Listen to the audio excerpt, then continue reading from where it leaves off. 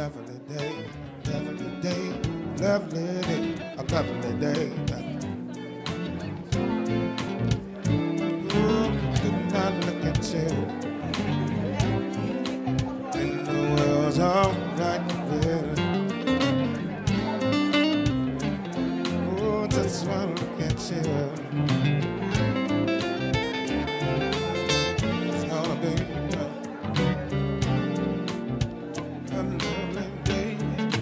lovely day, lovely day, lovely day.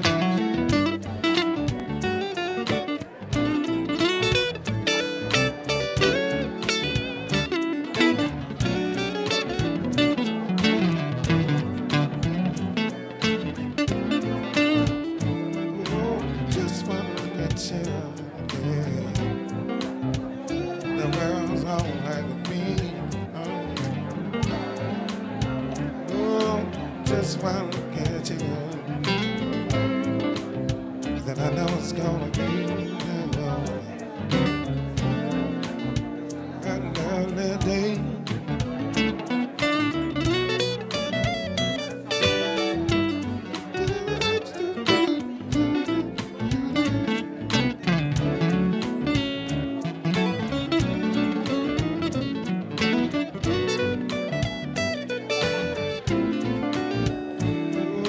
Just wanna look at you,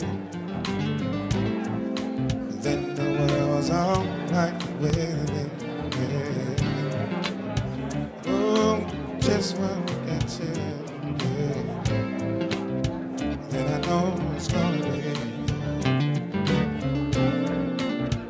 a lovely day, lovely day, lovely day, lovely day, lovely day.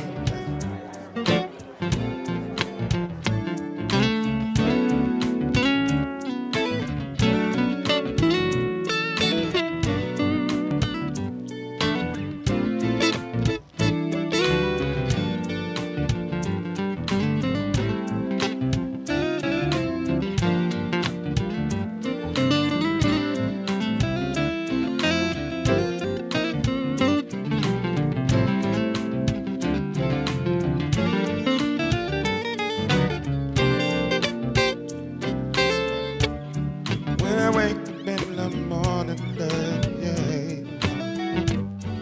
sunlight hurt my eyes, oh, something about the way it make me smile, oh, really turn me on. Oh, just wanna look at you, oh, then the world's all right with me. Just wanna look at you.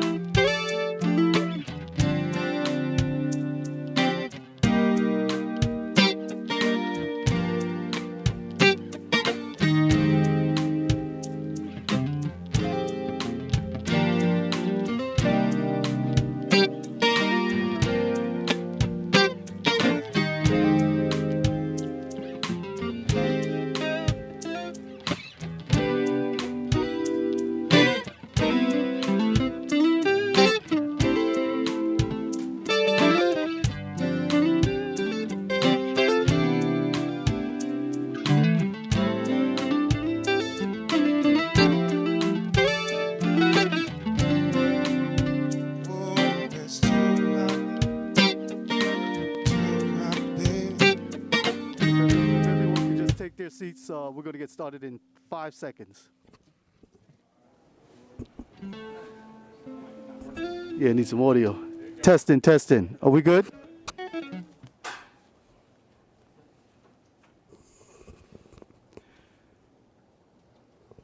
Alrighty. Good afternoon, everyone.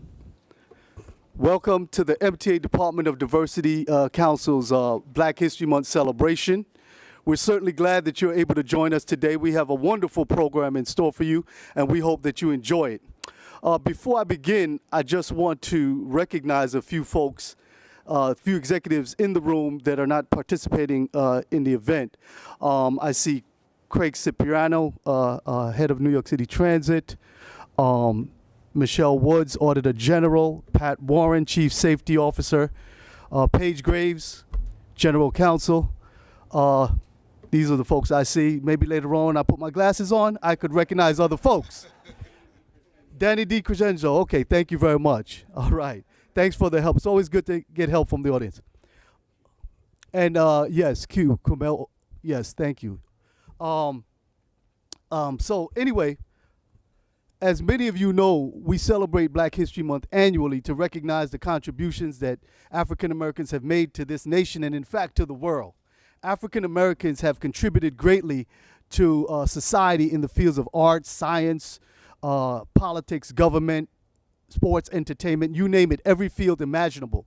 And a little later on in our program, we're going to hear from a guest speaker who has made his contribution to society in the field of politics and government. But before we do that, we're going to hear from MTA's Chief Diversity and Inclusion Officer, Michael Garner. Mike?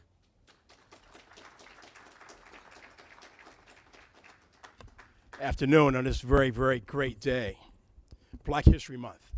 You know, we have had some great speakers in the past. We've had Congressman Charlie Rango. We've had David Dinkins. We've had the cast of Motown come, but it's been very, very great. And Black History Month should be celebrated because black people in this country, we've been here since 1619, and we've been catching hell.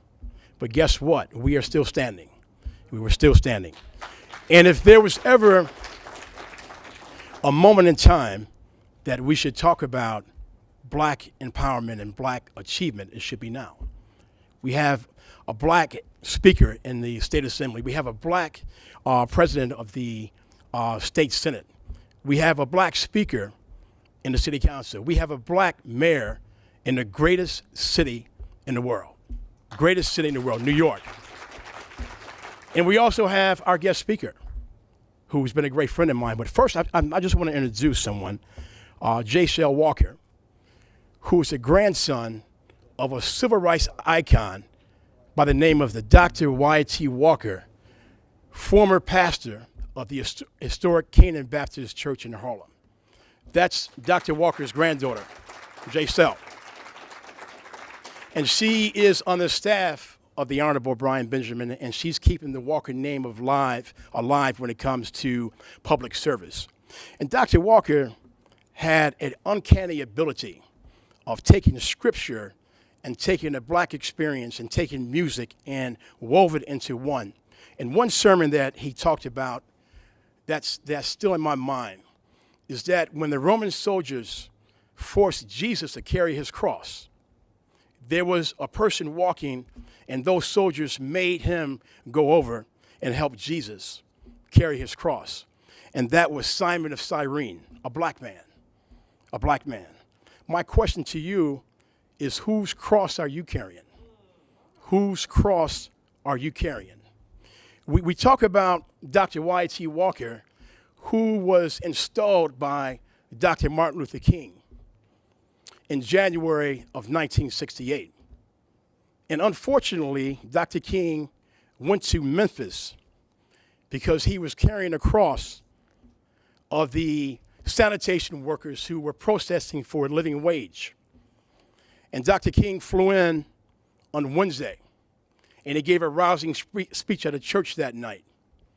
And the next day, he got up, and he was at a motel with Dr. Jesse Jackson, Reverend Jesse Jackson, and others. And Dr. King was executed April 4th, 1968, because he was carrying a cross of the black sanitation workers in Memphis, Tennessee. We talk about Malcolm X, who was fighting for black rights in this great nation. And he got executed in Washington Heights at the Audubon Ballroom. He was carrying a cross. Whose cross are you carrying? We talk about Abraham Lincoln, who kept this great nation together through a civil war. 700,000 people lost their lives over slavery. He's in a theater watching a play, and John Booth comes up and shoots him in the back of the head. Whose cross are you carrying? Whose cross are you carrying? And so on this great day that we celebrate black history, and we celebrate struggle, and we celebrate success, it is a great thing. And so there's an iconic photo in my office, and sometimes, Jana, when I'm having a tough day, I look at this photo, and it is 4 individuals walking across 135th Street, and they were named the Gang of Four. The Gang of Four. On this day, none of these gentlemen knew what they were going to achieve or where they was going to end up, where they were going to end up. And so the first gentleman you see there is David Norman Dinkins, who became the first black mayor of the great city that we live in. First black mayor. Second person you see is Basil Patterson. Basil Patterson was the first black secretary of state in the state of New York. And he also birthed a son by the name of David Patterson, who became the first black governor of the great Empire State. The third gentleman you see is Percy Ellis Sutton, Manhattan Borough president, Malcolm X attorney, became a brilliant billionaire businessman in this city, and created a radio station in a new format called WBLS 107.5. That's what he created. And then the fourth and final person is the Lion of Lenox Avenue. The Lion of Lenox Avenue, the great Charlie Rango, who became chairman of Ways and Means in the United States Congress. What an achievement for a country that was built on racism. Would have never thought that a black man would be chairman of Ways and Means in Congress. And so I stand before you on this day to tell you that there are a lot of products from the Gang of Four. A lot of products. H. Carl McCall, David Patterson, Keith Wright, Brian Benjamin, and even yours truly, Mike Garner. And so we have been put in places so we can make a difference.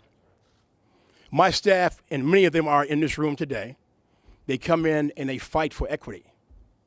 The MTA is a $1 trillion organization. We award some of the world's largest contracts. And I see our principal, who's here, Stella Mateo, who we just awarded her company a $287 million contract to provide transportation services for the MTA. And her company is located in a borough called the Bronx. The Bronx is the 3rd poorest county in the nation.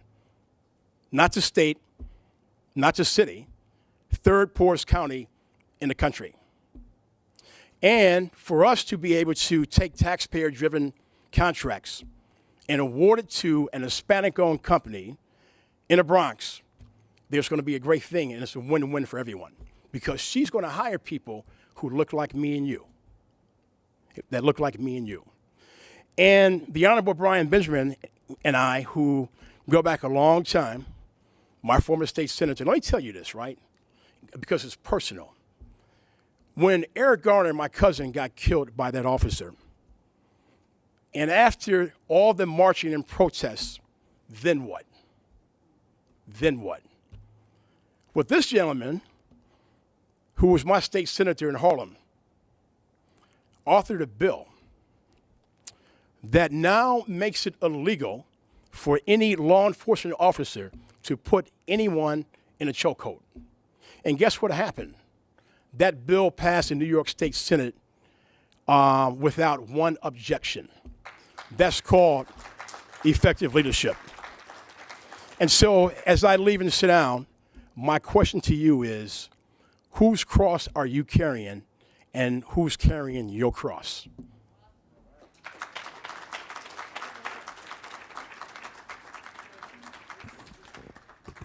Thank you very much, Mike, for that inspirational message. Sound more like the Reverend Dr. Michael J. Garner to me. And anyway, and by the way, the Gang of Four definitely very, very impactful, not just for the people who are products, but the people who have sat and watched them do their work on behalf of our community for decades. I'm a fan of every last one of those individuals. And let me just add that here at the MTA, Department of Diversity and Civil Rights, have had the privilege and the pleasure of having two of the Gang of Four appear here for our Black History Month event. And not only that, Patterson, we had the son of Basil Patterson, former Governor David Patterson, here as well for Black History Month. And just a little bit of MTA fact that some of you may not know, the Honorable late Percy Sutton, may he rest in peace, was an MTA employee. And as Mike Garner indicated, certainly a trailblazer with his business acumen, and he was Manhattan Borough president at one time as well. All righty. Okay, so let's move on with our agenda. At this time, it's our pleasure to have with us today to make a few remarks our Chairman and CEO, Jano Lieber.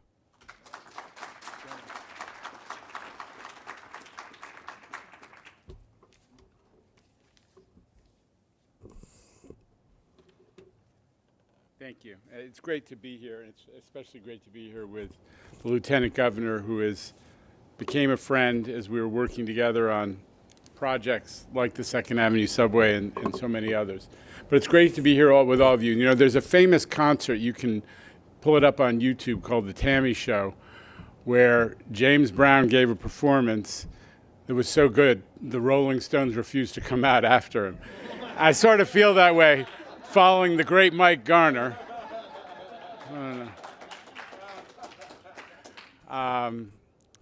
Yeah, I mean, with the BLS analogy, you know, Mike Garner's very hip hype, so I guess I'm the quiet storm, right?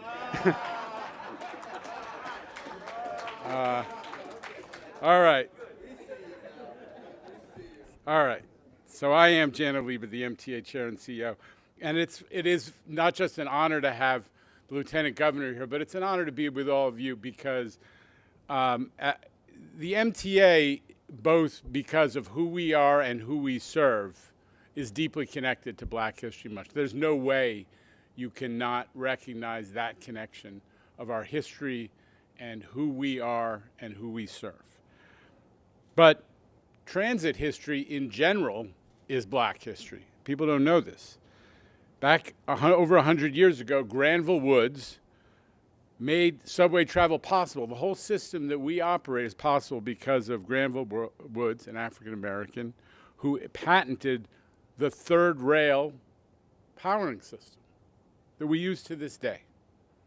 And his vision, his sense of innovation lives on, and we wouldn't have this system that is so much the centerpiece, the lifeblood. I just came from an event, as an aside, with the mayor and the governor, as you say, the second African-American mayor, and in Fulton Transit Center, where the mayor, with his police commissioner and the whole brass and the leadership of so many agencies, along with the governor, talking about transit system is the lifeblood of the city. We have to get it so it is safe and people feel safe. And that partnership, which is a little bit of a new thing, right? Albany and City Hall in partnership is about to change how our system is perceived as we power New York's recovery. Because our system provides millions of families from the Rockaways to Wakefield with a stepping stone to opportunity, not just who we are, but who we serve. For $275 as far as you need to go. I'm incredibly proud of not just the equity mission of the MTA, but what we're doing to enhance that mission. We're, on fares, thanks to Governor Hochul, for the second year in a row, we don't have to hike the fare. And how important is that to people who are struggling to make their way back to a better place as we're coming out of the pandemic? We work with the city to double enrollment in the Fair Fares program, a program that was the brainchild of the MTA, led by our board member, David Jones, the longtime head of the Community Service Society, one of the most distinguished anti-poverty advocates in New York or anywhere. And so we've made it our mission to make sure that that program is not only funded, but is in fact growing enrollment. So every person of low income has access to it. And just this week, the mayor announced with the new Speaker of the City Council, Adrian Adams, that we're going to fund that program.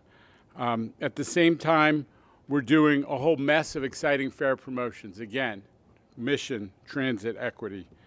The first fare capping pilot ever using Omni, so that folks who show up on Monday don't have to wrestle with the decision, do I want to lay out the money for a weekly? You just tap away, tap, tap, tap, the 13th ride, and everything after 13 is free. And we're making the commuter rail system, which historically has been both in fact and in perception exclusively serving folks in the suburbs. We love them. They're our customers. They're our neighbors. They're our fellow New Yorkers. We want to make sure that New Yorkers in the city, especially communities of low income, in transit deserts, have more use of the commuter rail system. So we're dropping the fare to a flat $5 fare on all of the off-peak. And that makes a huge difference for people who live in the Southeast Queens, in the Bronx, in all kinds of neighborhoods where they might not have the greatest access to the rail system, to the subway system, but there's a commuter railroad nearby. Can they afford it? We're trying to make sure that they can. And it's not just affordability. We want a system that is truly accessible for all New Yorkers with disabilities, older people who, in order to really make use of the transit system, need those elevators, families with kids in strollers. We're doing ADA accessibility, which has been neglected historically at the MTA, faster than ever. And I'm passionate. My own personal mantra is about the bus system, which is sometimes viewed as less glamorous than the subway system, but especially in Queens, especially in Staten Island, especially in places that have less, because of history, less subway access, can be the entry point, whether you have mass transit and true access to jobs and opportunity and employment and education. And we're making that system faster. It has to be mass transit. It has to be faster than walking, right? We're going to make that happen with the redesign of the bus system. And we expect finally that we're going to make life better for people who rely on buses, who rely on paratransit, who depend on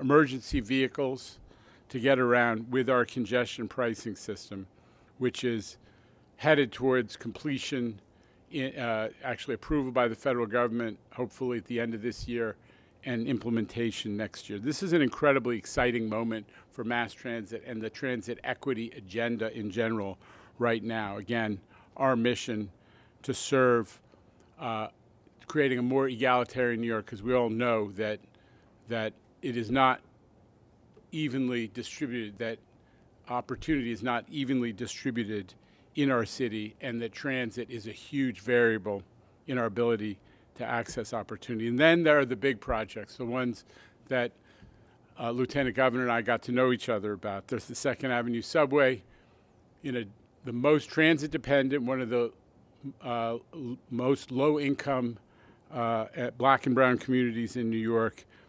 Been promised a subway for well nigh 75 years. We're making it happen, hopefully starting this year, pushing hard to get that going with the governor's leadership and the lieutenant governor's leadership. Metro North Penn Access, taking that whole rail system in the East Bronx. Amtrak trains go to New Haven, go to Boston, don't stop in the Bronx. We're turning it into a mass transit system for the people of the East Bronx. So people in Co-op City, for example, don't have to ride a train for an hour and a half to get to a job, or ride when I'm saying an express bus, and I use the quotation marks around express bus, right, for an hour and a half to get to a job in the city.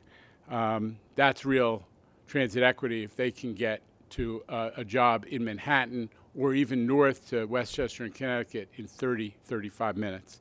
Transit equity agenda. And last, the Interbrow Express, which Governor Hochul has made real by grabbing a project that she saw as typifying the fact that we have to connect communities disadvantaged and communities of color in Brooklyn and Queens.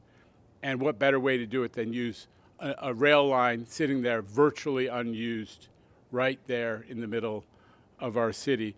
By the way, connecting all communities, transit desert communities in East Flatbush and Maspeth throughout Brooklyn and Queens, and giving them access again to the rail system that powers all of us to education and opportunity. So while we're doing all of this good stuff, under the leadership of the governor and the lieutenant governor, we're also, as Mike said, doing it in a way that's providing hundreds of thousands of jobs through our incredible MWE program. And I won't tell you that Mike is shy and he won't make the point himself, because we all know. Good for Mike. He makes sure that people know it, because he's doing all of us a favor to make people understand the importance and the impact of the MTA's, virtually $1 billion per year MWBE program. Unbelievable achievement. No one's ever hit these numbers before. The leading program in the state of New York. What are we? 30% of the whole state MWBE achievement. And then we combine that with what we do on the so-called DBE side, which overlaps to a great extent as we spend the federal money. It's an incredible record, and it goes to who we are, mission, who we serve, but the third leg is how we do it, and we do, and through the MWE programs, we're doing it, we're executing our program in favor of equity. So equity is driving everything we do, and it's really a treat to be with you today and to celebrate Black History Month, and hopefully to honor everything that Black History Month highlights every day of the year. Thank you so much.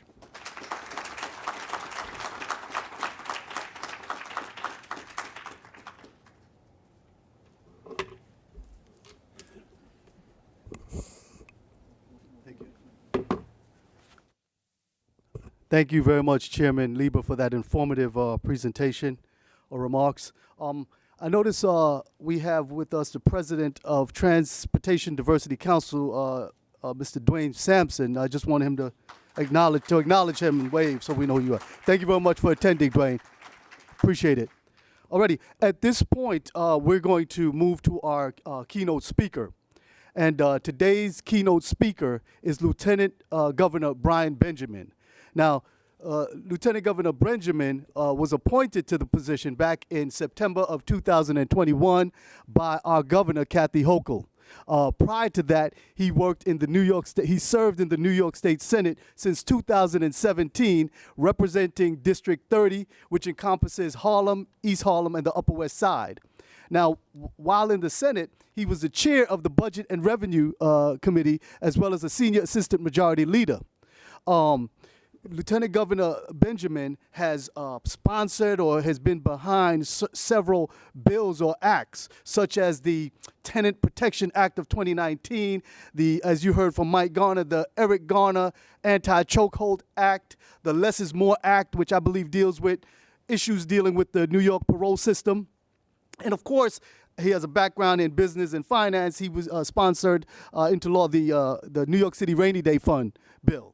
So those are some great accomplishments and so forth. I happen to know that recently he has been, I would say, instrumental or played an instrumental role in Governor Kathy Hochul's response to gun violence. As you know, that's a big issue right now across the country, certainly in the state of New York. And he, not too long ago, met with the members of the new Interstate Task Force on Illegal Guns, which to me is fitting for him, since when he was in the Senate, I know that he sponsored a bill that made it easier to sue gun manufacturers in certain scenarios.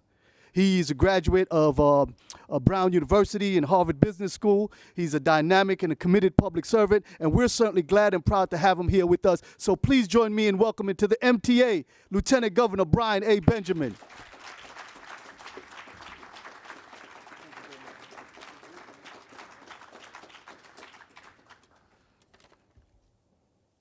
Can I take him on the road with me to introduce me everywhere I go? You did that from memory. Most of the time people stand here going, oh, and he did this, and he, very impressive. Thank you. Thank you.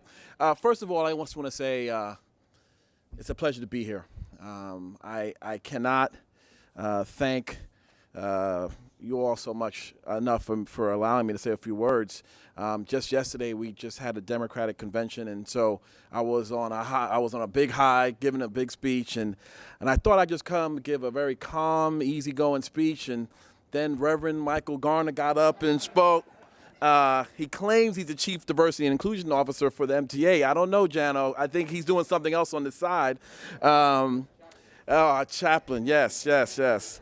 But no, let me just thank Mike for his friendship and all of the good work he's done over the years. Do you mind putting back up that picture of the Gang of Four? Can we put that up for it? So this picture was taken roughly 1976, 1977. Mike, would you say? Right across the street from that space is Harlem Hospital. And around the time of this picture, I was born in Harlem Hospital. And I spent a number of my years looking up to these gentlemen. The gentleman all the way on the right, Charlie Rangel, he passed the low-income housing tax credit bill when he was in the Congress. It was the bill that primarily funded a lot of the affordable housing that I built when I graduated business school. And so when we talk about sort of black history, it's really a continuity issue. And I see all of us in this room as part of the continuity of our story, of our time here. And I just got kind of emotional just looking at that picture. Thanks for bringing that up, Mike. Thinking about how I wouldn't even be standing here as Lieutenant Governor if it wasn't for the work of them and so many others. You know, to the quiet storm, I'm going to keep that. By the way, I see you all the time, and I'm going to call you the quiet storm every time I see you. I just want to thank you for your leadership, for your commitment. Your presence here says a lot.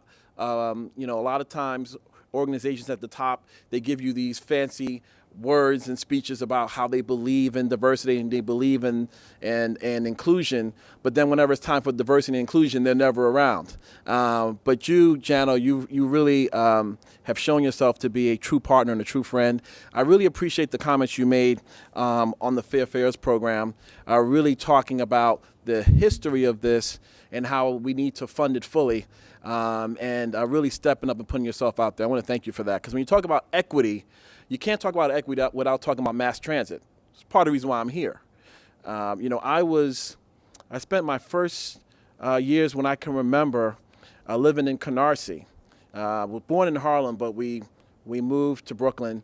And in Canarsie, that's why I went to kindergarten. And it took us an hour and a half to get from the Seaview Avenue, B83, to the train.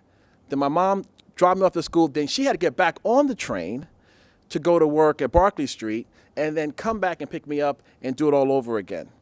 And, you know, when we talk about equity, let's talk about equity, right? I would say to you, and I'm glad you brought up the commuter rail. We have made real financial decisions over the course of our history, investing in certain communities and not investing in others. I submit to you, if where my parents raised me in Canarsie and where my parents are now in Southeast Queens, if you changed who was living there, we would have had a commuter rail to Canarsie and a commuter rail to Southeast Queens. Now, I'm not here to, beat anybody up, because we know that. The most important issue is, what are we doing going forward?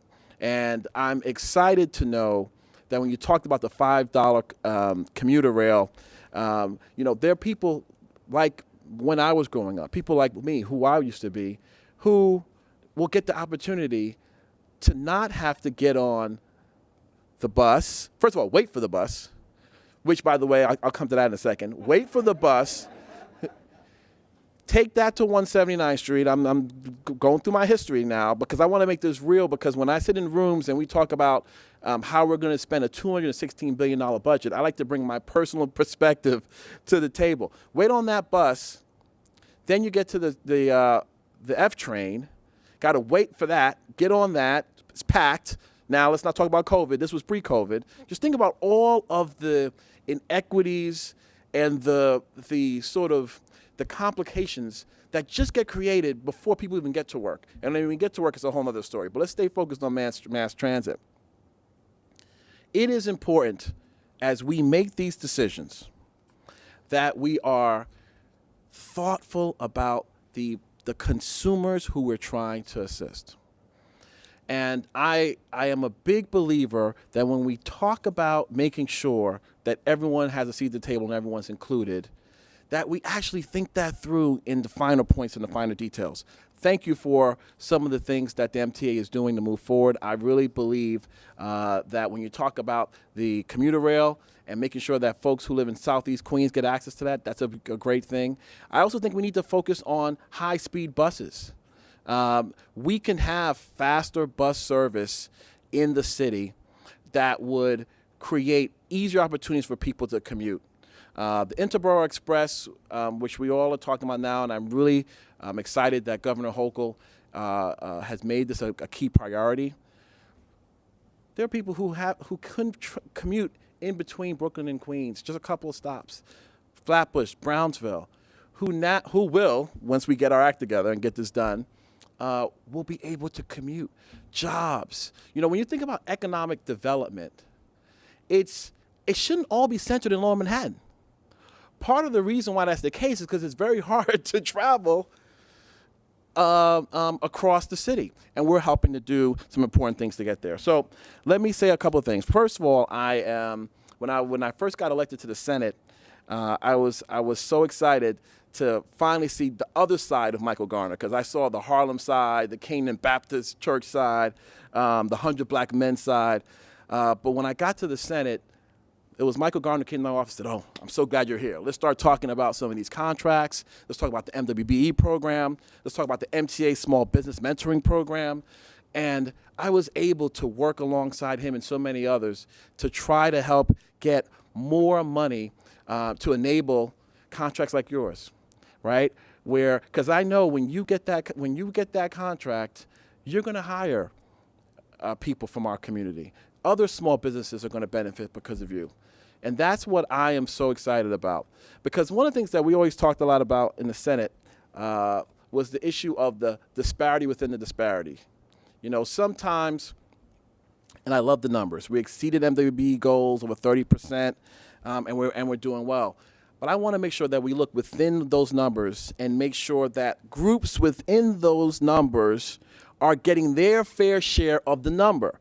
Because it's easy to get excited about the big number, but not get into the weeds of, well, what does that mean for each of the groups that represent major percentages of our population, and are they getting their fair share? And if they're not, what is it about either our RFPs? What is it about the way in which we are doing community outreach that is not allowing that to happen? Because I believe talent is equally distributed. It's the opportunity that's not. And for too long, our state and our country has made sure it was that way, so that some can succeed and others don't. And then everyone looks up and says, "Oh, well, what happened?" No, we know what happened. There was purposeful decisions that were in the process. And so we're looking to make some real decisions to help create that. And so just know that we're focusing on the disparity within the disparity. Also, one of the things I really wanted to talk about is the discretionary threshold. It's something that we worked on. The MTA has the highest discretionary threshold of any New York State agency or public authority at $1 million per transaction. The rest of the agencies have a $500,000 threshold, but you've really blown this out the water. I mean, you are really helping companies get the opportunities to do some real things. We are proposing to increase that threshold from 1 million to 1.5 million, so even more MWBEs can get opportunities to grow their businesses. Let me say, and then I'll take my seat. You know, I think in Black History Month, a lot of us spend time thinking about our past luminaries and thinking about all of the greats, and we talk about the greats all the time. You know, I like to spend some time in Black History Month thinking about all the people who helped make the greats that we talk about all the time. You know, it wasn't, Martin Luther King Jr. wasn't by himself. Rosa Parks didn't just get on the bus by herself. There were a lot of hard-working people who, during the Montgomery bus boycott, also walked to bring that system to where it needed to be. So many people who helped get us to where we are today, and I think we should also uplift the everyday hardworking New Yorkers, the everyday hardworking people who allow us to do what we do. And, you know, when I think about sort of me standing here right now, it's all of you and it's all of people who I don't know who have helped me get here. And the way in which we keep this going is for everyone to do what we are here to do. You know, I have this thing I like to say all the time, you know, focus on the job, not the title. You know, too often, some of us are caught up in titles. Oh, am I going to be this? Am I going to be that? I can't wait to be the next that title. But the title isn't what you do. What you do is what you do. The title is a representation of what you should be doing. And many of us know, and I know no one's going to call anyone else out in this room, many of us know people who have titles and don't do the job within the title. And so what I want to impress upon you as we think about what real history is about. Martin Luther King Jr. was a reverend. He wasn't a president. He wasn't a governor. He was a reverend who took on a life bigger than himself, and people were with him to make that happen. All of us in this room have as much power to do as much as anyone else. I could be the lieutenant governor, and that's a great title, and I get to walk around, and that's nice. But I cannot be successful.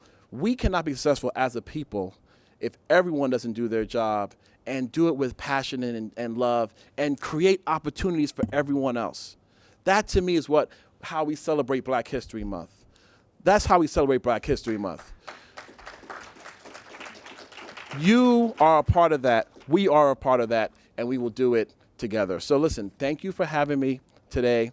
It's a pleasure to be here. And just know that as Lieutenant Governor, I'm going to do everything I can to make sure that the MTA has the resources that you need to create opportunities for people. And I also want to make sure that you know, when it comes to Black history, which, by the way, is living history, everyday history, I bring that with me every day to the work I do. And as long as I'm here, that's what I will be doing. So thank you so much for having me, and it's a pleasure to be here.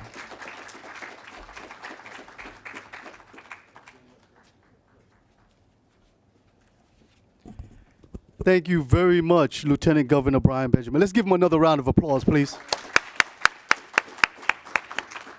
Before we move to the next item on the agenda, I just wanted to give a nod and a recognition to COMTO, the Conference of Minority Transportation Officials, Rich Watson and Terrence Banks. Thank you for your work. At this time, we're going to have a musical performance from Mr. Gregory Willis, professionally known as G. Will. Now, Mr. Willis been playing music for over 30 years. He was raised in Atlanta, but it wasn't until he came to New York that he got his big break, being recognized by a music company that he began writing for. He's part of Music Under New York, our program here at the MTA, and he plays in the subway system, but he's in the process of recording a gospel-themed album. So let's hear it for G. Will. How you doing? I hope you enjoyed it.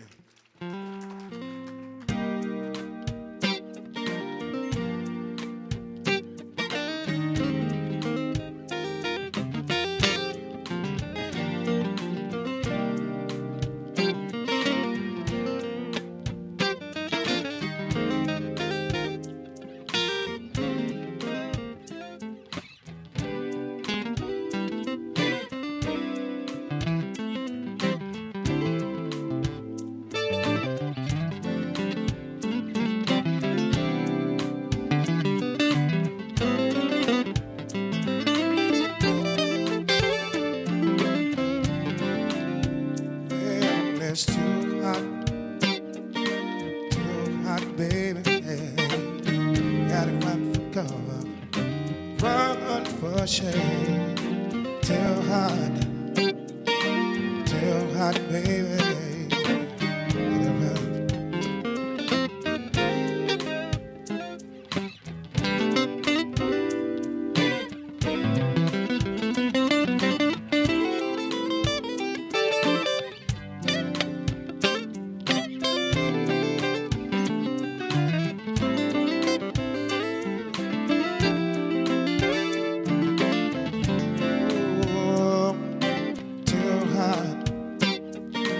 Too hot, baby, yeah. Got to run for shelter, run for shade.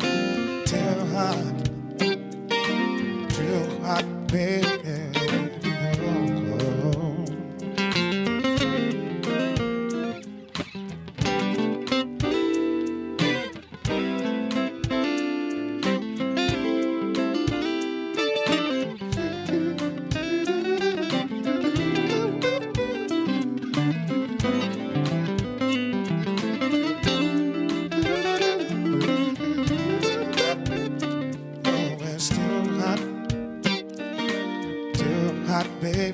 Baby, got to run for shelter, run for shade. Too hot, baby, gotta run for the best, baby.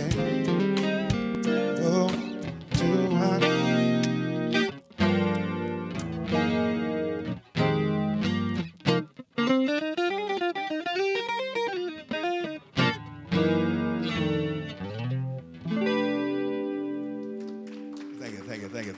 Thank you so much. Thank you. One second. Testing. Alrighty. This concludes our program. I want to thank all of you for coming out today. It's been a pleasure. Hope you more enlightened than when you first walked in. I understand that we have over 300 and some odd people viewing remotely, so I want to thank them for attending as well. Take care. Enjoy the rest of your day. Mr. G, you going to take us out? You going to take us out? Take us out with some music.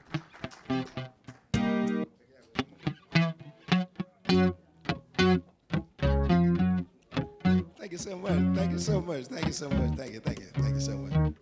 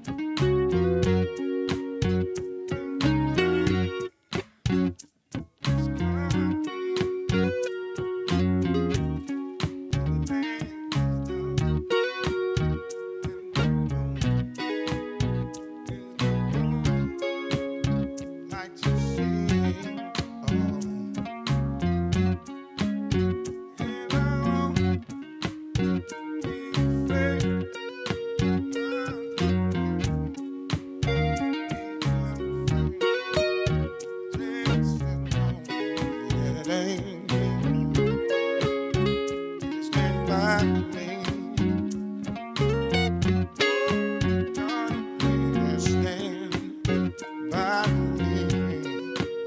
Oh, please stand.